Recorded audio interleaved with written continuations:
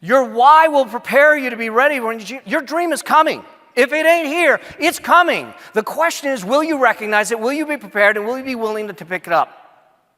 I remember it was a Monday. I got done speaking on a Sunday, 5:30 in the morning. I am leaving San Francisco Airport. I'm flying home to LA. I walk in at 5:30 in the morning, and there is this woman right there that I see, and I go, oh, my God.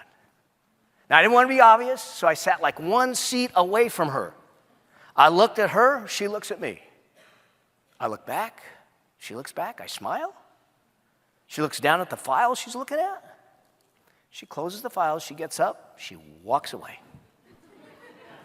Y'all, I didn't know what red-bottom shoes were then.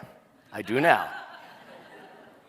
So I figured this thing is over with. I get on the red carpet. I'm flying United. Back then, they had a red carpet for frequent flyers. I'm on the red carpet. I'm waiting to get on the flight.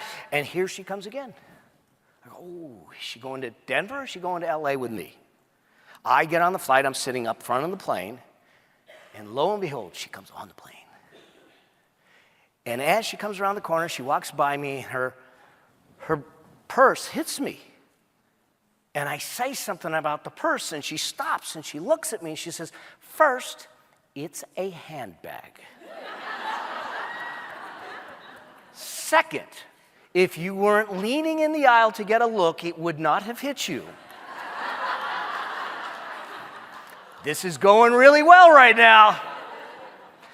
So we fly to LA. It's a freezing flight. She's about 5 rows behind me. We land in LA. And I figured, God, how am I going to talk to her? I figured, well, she's got to come by me, so I'm just going to wait till she starts to walk by. She's like, I have no bags, so I'm like fixing the magazines. She sees me doing it, so what does she do? She stayed in her seat. Like, oh my God. So I said, wait a second, she has to get off the jetway. So I'm gonna get off the jetway, and I get off the jetway, and I'm waiting at the end of the jetway. And all of a sudden, she comes around the corner because she thought it was safe to come out. And you could just see the look on her face going, son of a bitch, this guy will not leave me alone. And she like walks right past me, and I start walking with her. I say something about how cold it was. And she says, look, buddy, got the finger, but here's me. I go, buddy, we're making progress. She goes, I just interviewed with my company to get a promotion that's going to take me to the East Coast. There's no reason for us to even have a conversation. I go, I get it. But I'm in the Bay Area all the time. How about giving me your business card? Maybe we can have dinner. So she hands me her business card thinking that I'm not going to do anything, and we start emailing. Now, that was a Monday. On Wednesday, I fly out to Atlanta to surprise my nephew for his 16th birthday. But in the meantime, I set a date for her in San Francisco. I had a meeting in San Francisco. She didn't know the meeting was her. The next Thursday, 10 days later. And so I'm in Atlanta. On Friday in Atlanta, I'm at my nephew's lacrosse game. I get an email from her that says, hey, got the promotion. 6 weeks from now, I'm moving to Connecticut. No reason for us to have dinner.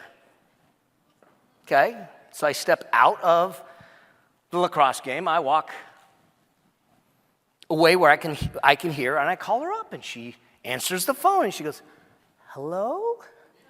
I go, hi. She goes, did you get my email? I said, of course I did. She says, you mad at me? I said, no, just curious. She goes, about what? I said, well, I've never gotten a Dear John letter before the first date.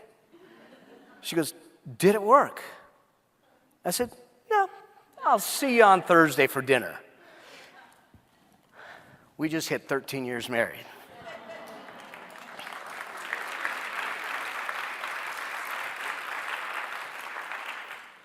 Her version might be a little different.